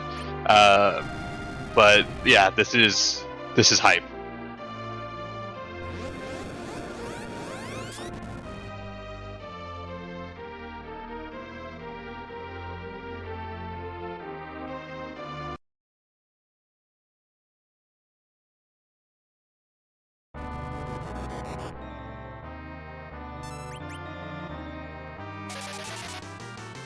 And we got our Final Fantasy 1 in the form of our Twin Heart tunes. You're getting your Dragon Warrior, your Dragon Quest, with just one little slime. This is definitely fitting for one of our sister networks, being the Randomania channels, with the Dragon Warrior Randomizer tournament that's been ongoing. But I love this sprite. It's so simple and unassuming, and then, you know, it just big bangs you out of nowhere.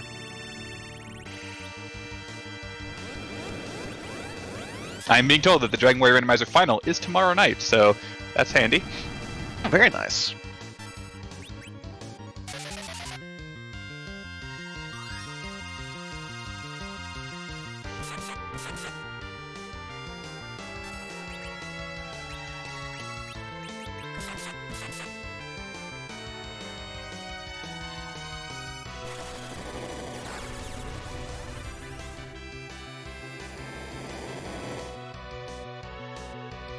Stupid Sexy Flanders, having that white spear still in the inventory from clearing the super cannon goes, get out of here.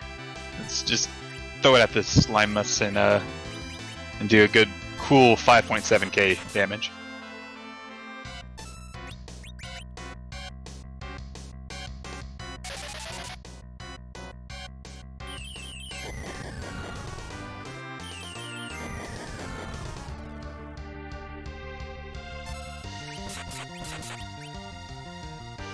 Yeah, not a whole lot to say here. You've seen a Threemus fighter too. Our teams are very well equipped to take this fight down.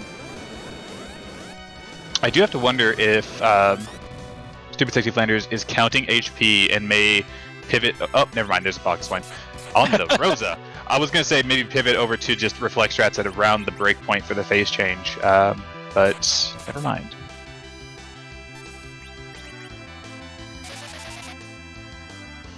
Yeah, we thought we might see some pure reflect, but that looks to be a hybrid, just like our tracker Zyrak is pointing out. Well, one of our trackers. But while these two runners are slaying their Zs, while our other two are running down to join the fray, reminder to give all four of these great runners a follow. They've all put on an amazing show tonight. The fact that Poydrak is right back here after the confusion earlier just speaks volumes to how good he is. Gambit was the only one of our runners to go through the full Tower of Zod. Lost time to both a really rude Valvalis fight and a surprise Mega Nuke to wipe. Didn't have to redo the Val fight, but the fact that all four of these racers are about to be at Threemus at the same time, just it's incredible. Yes, I've never seen a simultaneous four-person Threemus fight. This is a special treat for me. We had a question in chat asking the people that don't finish top 3, what happens to them? Their tournament is over. They will not be advancing to table. There's no further matches for them, and they will join the rest of us in cheering on the runners that do advance. So we have Rocks on Starman's side, so we might be having our first featured finish here.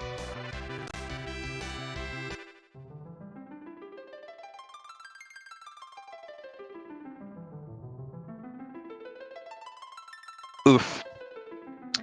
I feel like I would feel like I had done a commentator's curse there if it weren't for the fact that that did happen 15 minutes ago in the real world. Yeah. I would feel bad about it too, but same thing. Yeah, but given that Starman did make the swag walk instead of saving on floor 7, we will let you know that Starman has forfeited from the race. So now it's between these other three to claim the first spot out of these featured restreamers. Yeah, the swag walk there, he almost pulled it off, but it's always real risky when you have to redo something, especially that very long walk down the LST. But Starman played fantastic in this seed and played really well in that Z fight. Just got a little unlucky there at the end, and that can happen on any Z fight, no matter how comfortable you are with your team. So big GG's. He's done fantastic throughout this tournament, and I look forward to watching more of his races once community races resume.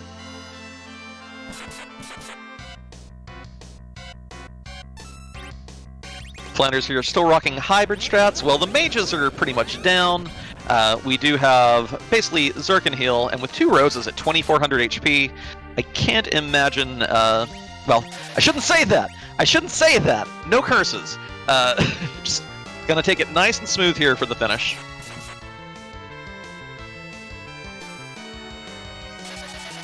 Chat seems to be pointing out that Porjack also swag walked, so he's hoping that he doesn't meet a similar fate to Starman, but we'll see.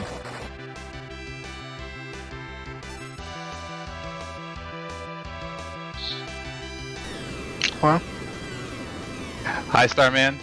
You played well. thank you. I had fun with it. I don't particularly mind going home because I was already feeling the burnout on this and just was already considering dropping like several times. Yeah, the swag walk there was definitely swag. The unfortunate thing is, sorry, I didn't mean to cut you off. Oh, go ahead. Unfortunate thing there is I started I just started spacing out on the Z fight and doing things I shouldn't have. Like I should have berserked that cane much earlier than I did. Not to cut you off, but we do have our first finish on stream here. Stupid Sexy Flanders has killed Threemus and finished the race with a time of 1:26.57. Get your GGs out in chat for Flanders. Although, we will let you know, chat, that is 6th place overall. Flanders will not be advancing to the table stage, but an impressive run nonetheless. GG's out, and apologies for cutting you off there, Starman. But oh no, it's fine. I had fun. Unfortunately, it was unfortunate that I just started spacing on Threemus. What was also unfortunate was Rosa just, even with all she had on, not dodging those rocks. Yeah, it was rough. I do want to, since we do know that this was the 6th place finish, clearly we do have our advancers determined. I will let chat know that in 1st place we had Roger McBain, 2nd place was Prof Corey, and 3rd place was a Stone Dingley. They are the 3 runners from Magma that will be joining the rest of our table racers to further progress in this tournament. So GG's to them, and GG's to all of the Magma racers that made it to this point, and just a huge GG's to you, Starman. I've now watched both of your races, both your playing races, and you played incredibly well in both. Not well enough, but again, that's fine. I might just be trading places with Inven behind the mic. Yeah, join oh me yeah, in I the guess booth. I have to start. I have to practice. Yeah, You got to start playing again, and as long as I can keep you playing more Among Us, I think everyone else will have a chance. Oh no. I'm bad at budgeting my time. This is not fair. But, as long as we're having fun, right? Mm-hmm. Just don't take things too seriously. I was I noted in Inven's server that I was not taking tonight tremendously seriously because of reasons. I mean, I was still playing well, but you don't get what I mean, right? I would like to quickly say GG's to Poi Drag, clearing his Threemus fight, coming in 8th, right behind, 7th, right behind Flanders, with a 1:28.55. And after having confused the objectives and walked the moon twice, that is still a ridiculously good finish time and placement. Just, you really hate to see it after just how well Poi Drag did that, in spite of those moments of confusion. His recovery was a top tier recovery for a blunder that I know if it happened to me, I probably would have just instantly forfeited out of embarrassment, to be quite honest. But yeah, I hope to see you playing well in the tables, Inven. Oh, I will try. Those flags are terrifying, and everyone is really good. And yeah, I'll catch y'all later. Yeah. GG, Starman. GG, Starman. Have a GG. wonderful night. And I don't know if we have Flanders or Poydrak queued up for an interview. I'm sure we'll see them soon. Oh, well, Yes, Poydrak. we have a Poydrak. Poydrak, outright, did you mix up King and Queen, and did you mix up Sealed Cave and Cave Magnus? Apparently, I'm playing a completely different game to everyone else. Yeah, so if you get a chance to, and you can walk back this VOD, you can just hear the stunned silence between me and Inven, where we're like, what is happening? And then as soon as you went down and realized you didn't have a crystal, we're like, okay, this all makes sense. To be honest, I thought I had go mode all the way down until I got there, and I looked at my objectives and I went, how did I mix up Luca Cave and Cave Magnus and the King and Queen spot? The King and Queen spot I can understand. The other two, no, I can't understand that. They totally have the same design aesthetic, different palettes, but it's the same. No, I think you're legit on that. They both have crystal rooms. It's fine. It's fine. They both have crystal rooms. They both have the same kind of like stairwells and bridges and stuff. I think it's a perfectly reasonable mix-up. But one has music, one does not. And it was a Scala seed, so okay, maybe you can accept a little blame because Scala did roll the seed. Right? No, that was completely on me.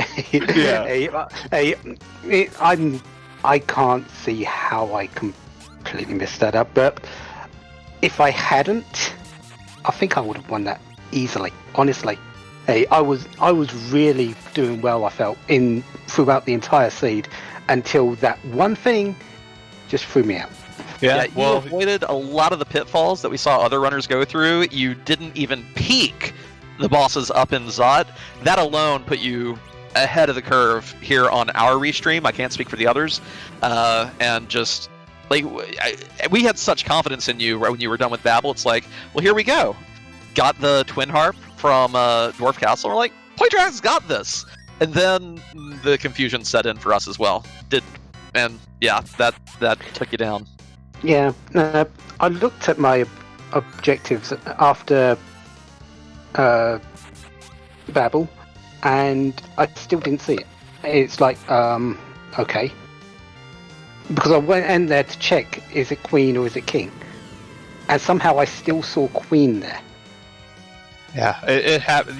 Race adrenaline. These things can definitely happen. It's still very impressive that even given that mental error, you came in 7th, still within just barely a few minutes, honestly, of getting one of those top 3 slots. But I will have to say that I rather enjoyed your little frustration walk in front of the Dark Elf, because I know that frustration walk all too well. I was hoping someone would see that and appreciate it, because that was pretty much how I felt at that particular moment.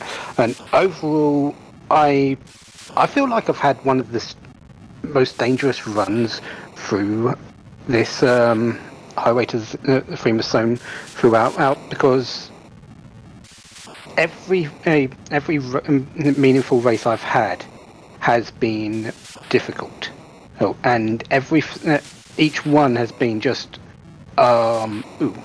where Posomorpheus, great runner, going 3-0 in our group. Technically, I probably could have won that things going differently, but he won on the day. Congratulations for him. I then had Chogosaura, Smapedy, and Zilch. Zilch is no joke. Yeah, and Chogosaura I barely beat. Smapedy, great runner. He just had a few issues on his end, and for that particular race. And Zilch is just absolutely terrifying, and one mistake on my side lost that race. I've had close races all the way through, and this isn't even to say about Alicil and Vampstar, who were brilliant in their own ways. I feel like I've had a very tough route through this, and personally, I'm glad it's over. although I would love to go through to the table flags, I'm at this moment in time I'm mentally burnt out, and I probably wouldn't be able to give the true dedication to it that some of the runners that I've got there can do it. So I want to congratulate everyone who's made it to the table flags. You won't see the last of me. I'll be likely doing a few commentary down the line, and we've got a few additional things coming up regarding the highway to the Threemus zone that no one well, people are suspecting but not knowing about. One of them is something I'm spearheading. But congratulations to everyone. Good luck. I'm going to bow out with a thank you. Well, thank you, and GG's Boydrak. While we were doing interviews, Gambit did finish, I believe, finished in double digits. I'm not sure exactly what the placement was. I got you on that. Gambit finished right at 10th place with a 132.55. GG's to Gambit. GG's Gambit. And we're joined by Gambit and Stupid Sexy Flanders. So GG's both of you. Thank you so much. Thank you. Flanders, so I want to ask specifically your overarching strategy for that seed, because you went places, you took a slightly different route than a lot of people, and there were some places that you wanted nothing to do with. What were you thinking coming into the match, and what kind of motivated your pathing there? I always feel like I'm like still green, and so for me it was like I have to try and play a little aggressive early and see if it just flat out works. So like if you like the biggest time suck was trying to do Zot because I ran into Val, and I thought maybe I could get the damage out on Val to just get rid of her and be done with it, but I couldn't manage that even with two edges darting. So then really after that my strategy just turned into try something that you don't think anybody else would do. And I decided to go for the hook route early, and the minute I saw that the Magma key was hiding behind the Twin Harp, and I got the Twin Harp from underground, I was like, oh, thank you. Like, this actually worked out in my favor at least, so I'm not completely and totally behind. So, it's just like, I was kind of metagaming it at the beginning, I guess, is my strategy, especially against 12 players at once for 3 spots. It was like, what won't anybody else do? And that was what I did. Yeah, a little bitten by the Fabul situation, but for what it's worth, you did get out of the Tower of Zot a little faster than Gambit did. Gambit, you want to talk about what else was waiting behind that Valvalis, both in terms of foes and rewards? Well, that was a fun surprise wyvern right there. I thought it would be Wyvern, because I saw it in the chat, and I was like, oh my god, that was Wyvern, wasn't it? It was a very surprised wyvern. I was unable to get the starter off the first time, but second time I was able to go wyvern standard time, get 2 veils off, no problem. But sitting through that cutscene again cost some time. And then you were rewarded with the loveliest of pink tails, which I never even wanted to check. So I'm like, it's not worth it. Thanks, Val. Like, what are you gonna say to that? Like, yeah, Val and Wyvern. Zot, what a rude Zot. Yeah, Zot told you that, hey, you're not supposed to be here with Valvalis, and then, hey, you're really not supposed to be here with Wyvern. No, they were just trying to take their days off, and you had to go interrupt them. Yeah. It would have been different if there was a decent character there, but Kane and I believe it was a Porum. Yeah, it was a Porum. Yeah, we've already seen them. I don't want more of them. Bye. Yeah, Kane hiding behind Val too. That's lovely. But yeah, going back to what Flanders said, it was more a race like this, top 3 moving on. It was a lot of what gambles do I don't think other people will play. Completing Zot was one of those gambles, and it just didn't pay out, and that was pretty much, at least in my end, my time loss. Yeah, gambles were very, very frequent on our end of the restream. We saw you, Flanders, just completely fade the world checks basically for a little bit, and then even when you went to go do Antlion, you continued to fade Fabul, which had the tower key, and we're just sitting going, oh boy. Yeah. I didn't want to do it without the pan at that point. It's, to me, like, I guess my in-head strategy is like, well, if I faded Fabul for this long because I'm still waiting for the pan, it's sort of like, I guess my brain just goes, what's the point of doing it until I have the pan? But then at some point it's like, well, either now I have to go to the moon or do a boss that I really would rather not do. So I was like, okay, let me just at least, go tap Sleeping Yang, and then go and see what Sheila will give me, and do that at the same time. And then I saw the tower key. I was like, okay. I mean, I'm still amazed that even with some of the little errors I made, that the difference between me and third place was like 3 minutes. Like, it wasn't that long. So it's only 20 minutes total between first and last in this race. So every single person in this Magma 2 group is an exceptional runner. yeah. And the fact that we all finished so close together just shows that. Yeah, it easily could have. The top 3 slots could have gone to any of y'all, and the cards fell the way they did. Randoed, but everyone played just so incredibly well. I know pretty much every runner in this particular race is a runner that I've looked up to since I've started playing, and it was just such a delight to be able to calm you 4.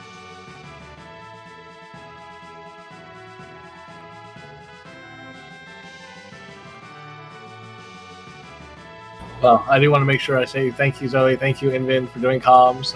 Chazman and Zyrak for tracking. Leggy for putting on the show on the Free Enterprise channel for this. The Restream team for Free Enterprise is just the absolute best. Putting on as many shows as we have, and looking forward to putting on more once we get to the table stages, and hopefully being, at least for me, being behind the scenes more for that. Yeah, I will say it is a pleasure and an honor. Like so many great racers in this community, the growth has been phenomenal. Everyone's, working hard, coming up with new tech, new strats, playing their best, and everyone's so, kind and generous with their time and helping newbies. Like, I'm very thankful for Free Enterprise, thankful for the Restream team, thankful for the runners.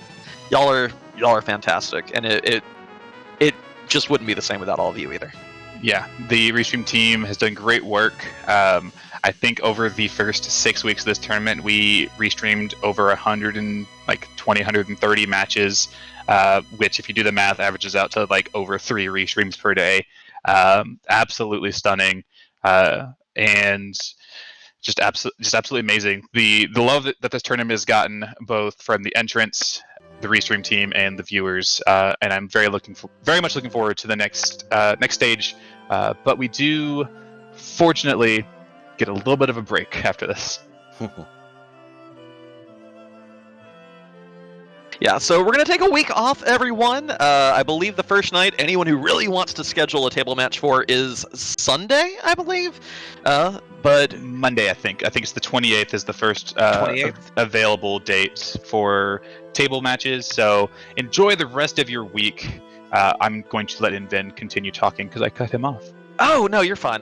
Yeah, thank you for the clarification on that. Just a reminder, the top 3 finishers tonight were Nick Bain, Prof. Corey, and a Stone Dingley. So great racers, kind of new names. Prof. Corey's been around a while, but the other 2 are a little new to me. So excited to see a lot of the hot new kids on the block in the table flags. And it's going to be a really great second half of the tournament. So y'all make sure to stick around. And as for the rest of the night, we are going to be going and raiding Demeshi, who is doing some tables practice. So if you want to get a sneak preview as to what is in store for the next stage of this tournament, you'll be able to see that if you just hang around for this raid. But in the meantime, I've been Zoe Vermillion. Thank you all so much for coming out to watch tonight, and big shout outs to everyone else that helped not only run this race, but the other 2 that were restreamed, or other 2 parts of this race that were restreamed as well, which we can't shout out here very easily. Absolutely. Good night, everyone.